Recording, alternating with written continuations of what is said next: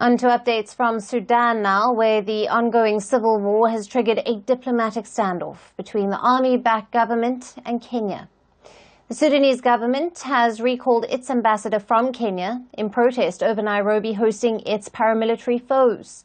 At a high-profile event in Nairobi today, Sudan's paramilitary RSF, which has been at war with the Sudanese army for nearly 2 years now, will sign a founding charter with its allies to set up a peace and unity government in Sudan. Reports say RSF chief Mohammed Hamdan Dagalo, popularly known as Hemedti, is also in Nairobi for the announcement. The Sudanese army is fuming at Kenya for providing a platform for its paramilitary RSF for announcing a parallel government. In a statement earlier, Sudan's foreign ministry called Kenyan President William Ruto's stand disgraceful, hostile, and an act of betrayal. The Sudan government also accused Kenya of encouraging conspiracy that violates Sudan's sovereignty.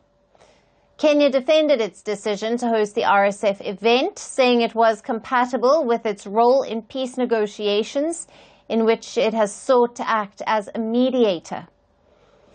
In response, Sudan's army-backed government accused William Ruto of acting on his commercial and personal interests with the RSF's regional sponsors.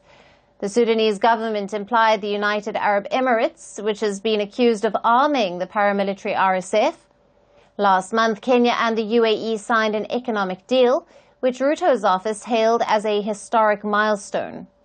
In January this year, when Sudan's foreign minister visited Nairobi, he was given an assurance by the Ruto government that Kenya had no intentions of supporting a parallel government in the war-hit nation. Now, Nairobi says it has reconsidered its position.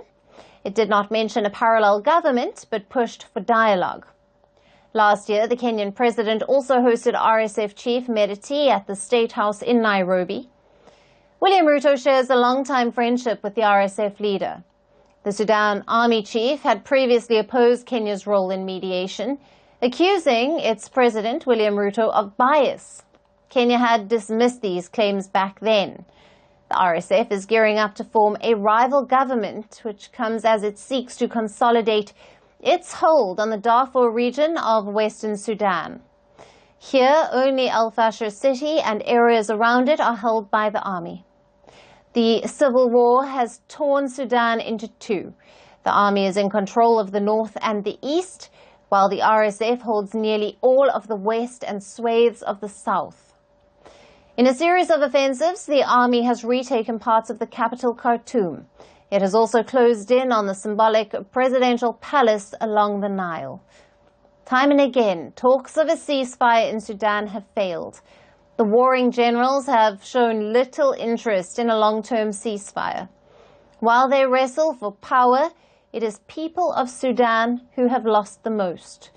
The war has reportedly killed 150,000 people, displaced over 12 million, put at least 8 million on the brink of starvation, and nearly 25 million, which is around half of Sudan's population, suffered dire food insecurity. What is interesting to note is that an African nation, South Africa, is hosting the G20 summit for the first time. Top diplomats from across the world are holding talks, but the focus remains on Ukraine and Gaza. Will the world leaders turn their attention toward devastation and conflicts in Africa? Merci beaucoup. Hi. How are you? Very well, thank you. Thank you for being here. Namaste, Mr. President. Bharat Kelogon, Komeri Namaste. How many people generally follow you in interviews? Typically in a month, we have viewers up to 150 million. That's more than twice the population of France. And in the last 2 years, we had 3 billion viewers. So I say, Laurent, this is your chance to be famous. You're on Firstpost. One word to describe your equation with Prime Minister Modi. Amitié. As India and France work together, are you creating a new era of non-alignment in the technology space? India is a training superpower. 1 million engineers a year, more than all of Europe and the US combined. So we have that partnership. We have a partnership on the environment and the economy. We also have civilian nuclear programs, and that is something we've developed far beyond the France-India relationship. So we want to work together on AI. And then comes China with its DeepSeek, creating models at a fraction of the cost. Did that innovation take you by surprise? Did that breakthrough make you sit up and think, what did the Chinese do and how? But what did DeepSeek do? They took everything that was already available from the last AI model and then they recalibrated it. So are you going to ban Chinese AI in France? So we don't have this American approach of banning tech because of where it comes from.